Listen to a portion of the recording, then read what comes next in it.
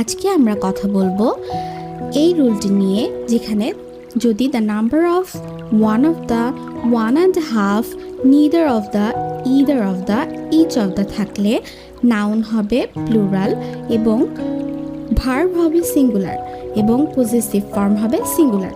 এটা আপনারা মনে রাখবেন এই সহজ উপায়ে, যেখানে টিতে the number of, one of the এবং ওয়ান অ্যান্ড হাফ, এনতে নিদার অফ দ্য এবং ইতে ইচ অফ দ্য অথবা ইদার অফ দ্য। আমরা একটা উদাহরণ দিয়ে এটা আপনাদেরকে সহজভাবে বুঝাতে পারি। প্রথমে আছে the each of the sons followed blank father's business. অপশনে দেওয়া আছে their, his, whose, them. Possessive form বসবে এবং সিঙ্গুলার হবে ভার্ব, সেক্ষেত্রে এটা হবে his. It would be the correct answer.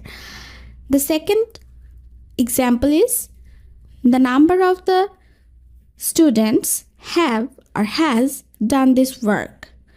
এখানে have হবে নাকি has হবে? অবশ্যই সিঙ্গুলার ফর্ম বসবে ভার্বের, তাহলে উত্তরটি হবে has।